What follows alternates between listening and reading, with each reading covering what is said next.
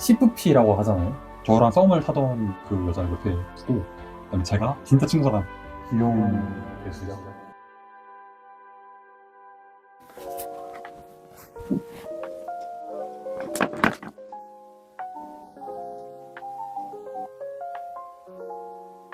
네, 안녕하세요. 일단 그냥 막 떠들어 볼게요. 제 원래 생각들이 지나가면 아무것도 안 남고 다 잊혀지고 기억 안 나잖아요. 그런 것도 좀 남겨보면 어떨까 해서 시작됐습니다. 제 MBTI는 일단 INFP랑 INTP가 나오는데, INFP로 오래 살아와서 그런지 뭐 그거에 대한 일종의 소속감이 있어서 그런지 모르겠지만, 마음 깊숙한 곳에는 INFP가 있는데 표면적으로는 INTP가 좀 있다, 저는 개인적으로 생각을 하고 있습니다. 예전에 인터넷에서 재밌는 부장을 봤는데, INFP들은 INFP CFP라고 하잖아요. CFP라고 하는 것을 들으면 오히려 더 소속감을 느낀다, 그런 것들을 봤는데, 사실 저도 그렇거든요. CFP라고 하는 것에 인정은 하고 이해는 하지만 부정할 수 없는 웃긴 감정들이 있어서, 제 생각에는 그래요. 제 생각에는 진성 INFP한테 CFP라고 하는 것은 전혀 모욕적이지 않다라고 개인적으로 좀 생각을 합니다. 저는 그럴 수 있고요. 얘기하기 전에 오징어 패시볼이라고,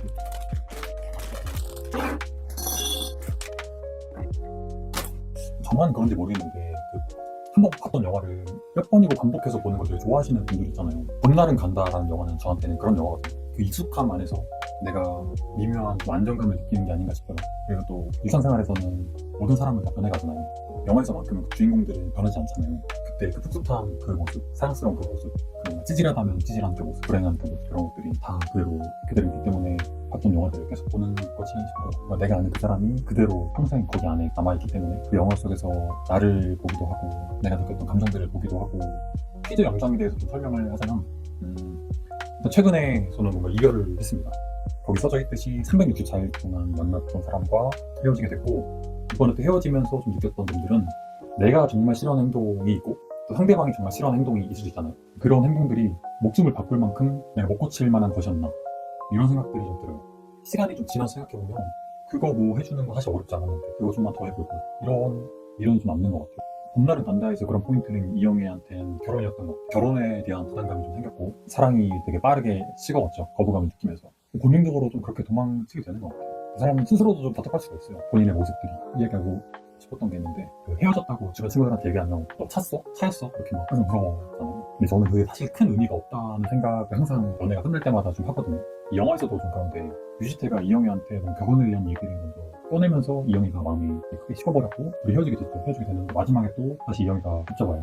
유지태는 아직 마음이 남아있음에도 불구하고 이영애를 밀어내거든요. 만약에 이제 유지태가 거기서 다시 이렇게 잘해보려고 노력을 했다면 거기서 헤어지진 않았겠죠. 그러니까 유지태가 이렇게 찼다 라고 이렇게 얘기를 해보면, 그게 과연 이영애가 유지태를 찬 건지 유지태가 이영애를 찬 건지 애매해지는 거죠. 사실 마음이 먼저 식어버린 거는 이영애가 식어버렸는데 마지막으로 매몰차게 이영애를 밀어내게 된 건 유지태잖아요. 그러면 과연 이제 누가 찬냐라고 했을 때 어느 관점에서 보느냐에 따라 달라질 수 있겠죠. 깊게 정말 들어가다 보면 누가 크게 잘못해서 헤어진 게 아니고 누가 차였고 누가 차고, 이런 문제들은 사실 그 연애를 대변할 수는 없는 것 같아요. 그리고 또 되게 인상 깊었던, 개인적으로 되게 좋아하는 장면들 두개 있는데, 우리 같이 있을까? 그렇죠. 우리 같이 있을까? 또 꼬리친다요. 마지막에 유지태가 화분도 줘요. 다시 돌려줘요. 이 장면. 이 장면에서 물론 이영애는 자기를 잡아주길 원하죠. 근데 그러면 다른 남자 만나지 말든가. 다른 남자랑 다 울고 이제 와서 뭐 잘해보자고 할 수 있겠어요? 이런 사람들이 진짜 입장 바꿨을 때 그냥. 그리고 제가 이제 얘기하고 싶었던 거는, 이렇게 유지태가 정말 쉽지 않게 이영애를 보내거든요. 마지막에 공감이 되는 거 같아요. 좋아하는 마음은 남아있는데 좋아하는 마음 가지고는 더 이상 이어질 수 없는 관계가 버리는 거. 그리고 이제 이 영화를 보면서 지금 현재 저한테 많이 다가왔던 장면은, 이제 마지막에 이렇게 가가지고 이렇게 혼자 고민하다가 마지막에는 웃거든요. 정말 마음고생 많이 했지만 그 이별을 좀 받아들이고 극복해내는 과정이 시작되는 것 같아서 그게 되게 인상 깊었어요. 혼자만의 시간을 잘 보낼 수 있느냐. 저는 그 혼자만의 시간을 되게 잘 못 보내는 스타일이에요. 그래서 그런 시간들을 잘 보내는 방법도 잘 몰랐어요. 지금도 잘 모르기는 해요.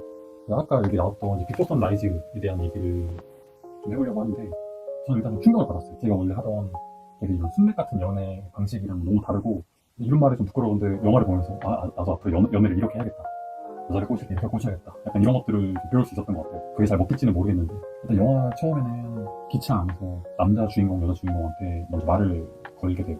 저 부부 왜 싸우는지 아세요? 라고 이제 물어보게 돼요. 그 여자는 당연히 모르겠죠. 잘 모른다라고 답을 했고, 근데 현실에서는 거기서 대화가 끊길 것 같고, 모르는데 그걸 나한테 왜 묻지? 여기서 여주인공은 연기를 내. 혹시 이런 말 들어보셨나요? 뭐 나이를 먹을수록 서로 이야기를 듣는 능력이 좀 떨어진다, 뭐 이런 말을 하거든요. 남자는 여자의 목소리를 듣는 능력이 떨어지고 여자는 남자의 목소리를 듣는 능력이 떨어진다. 그래서 나이가 먹고 내가 오래된 부부가 됐을 때 많이 싸우게 된다, 이런 내용인데, 사실 이 대화만 두고 보면은 얘가 엄청 부자연스러워요. 남자 입장에서는 저 커플 왜 싸우는지 알아요? 여자 입장에서 몰라요. 근데 그거 알아요? 뭐 오래된 커플일수록 좀 더 싸우네요, 뭐 이런 말하는 게 아니라 대화를 주고받던 내용만 보면 흐름은 자연스럽지만 귀여운 개수작이라는 게 좀 보였던 것 같아요.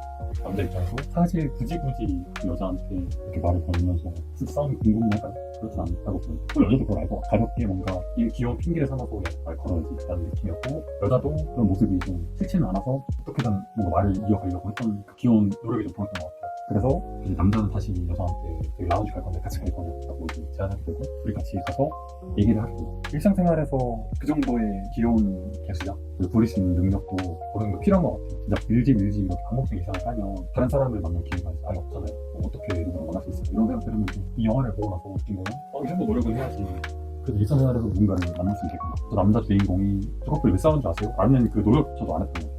일단 아무것도 안 하면 저 아무 일도 생기지 않는다. 거기서 남자는 이제 여자랑 맞아 앉아서 얘기를 하는데 되게 신난 어린 아이처럼 막 이야기를 하거든요. 자기가 어렸을 때 뭐 얘기했었고 막 이렇게. 근데 재미 요소가 있다기보다 그 남자가 신나서 막 이렇게 그 얘기에 대해서 열중하는 걸 듣고 있는 게 여자도 그 모습이 되게 귀엽다는 듯이 바라보더라고요. 그리고 제가 또 이 남자 주인공이 되게 고수라고 느꼈던 게 뭐냐면, 처음 보는 낯선 남자가 부담스럽게 접근하면 그게 되게 거부감이 느껴질 수가 있잖아요. 귀엽게, 그리고 나름 합리적이고 논리적이게 퍼무는 그 과정이 되게 귀여운 개수작으로 진행을 하거든요.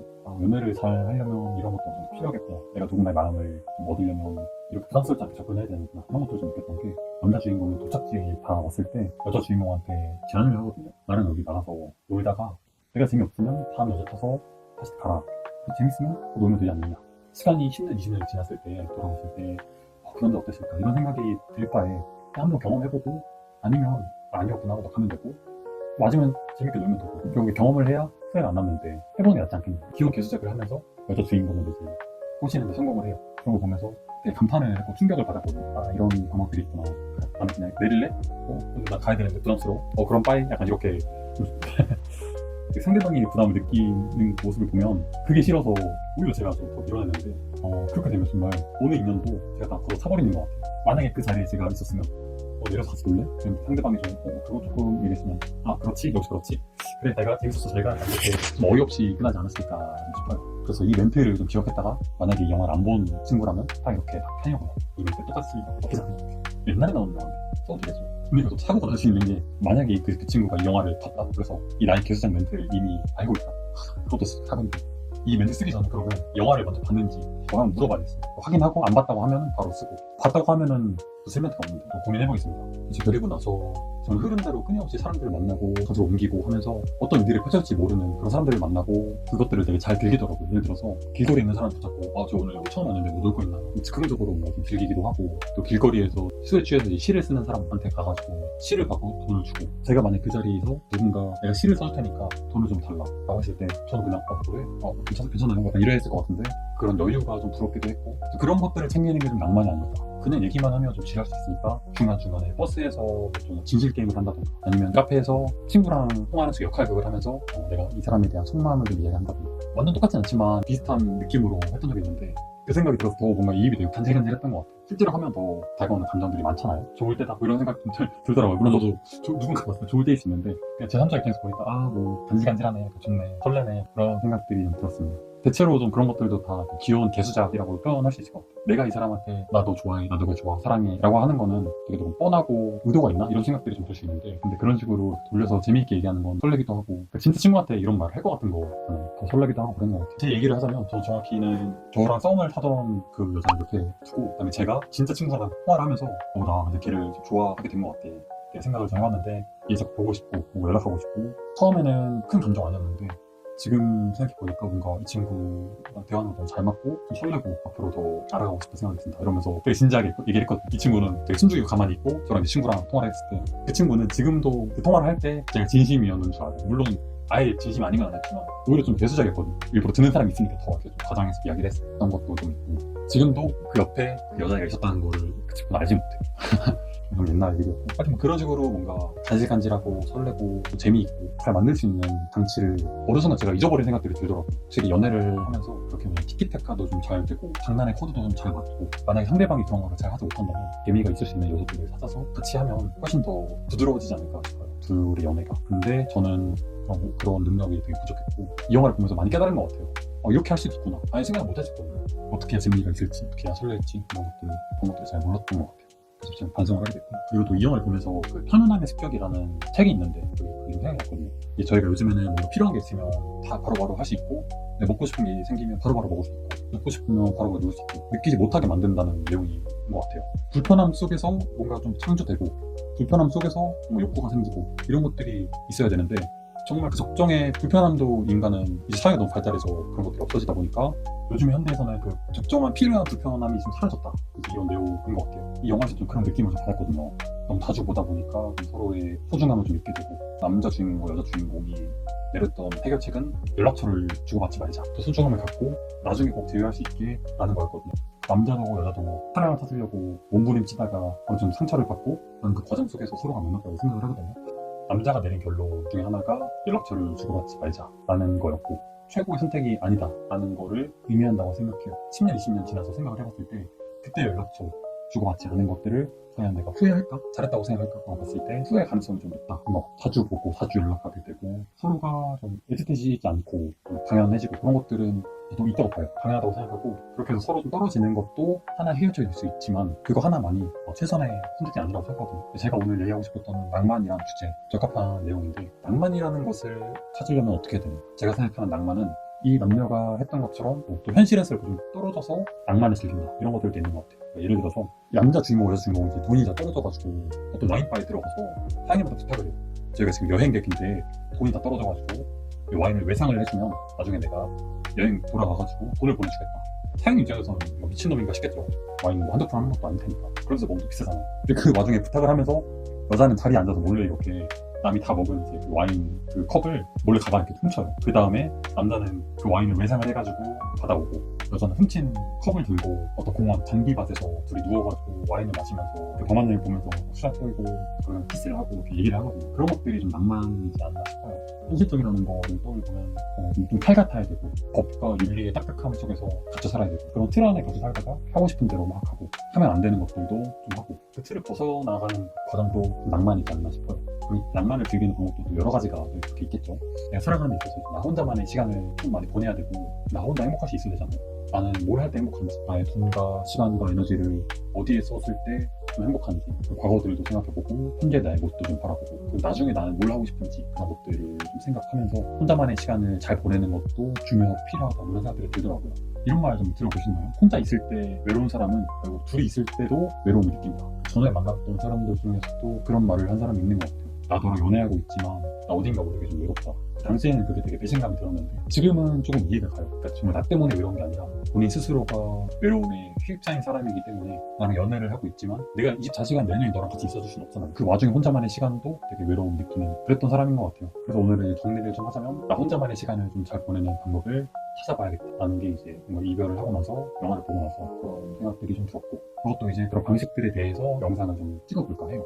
시시콜콜 이런 얘기들, 나만의 생각들을 좀 담아서 영상을 좀 찍어볼까 합니다. 영화가 될 수도 있고요, 책이 될 수도 있고, 준비를 해서 얘기를 좀 해볼까 합니다.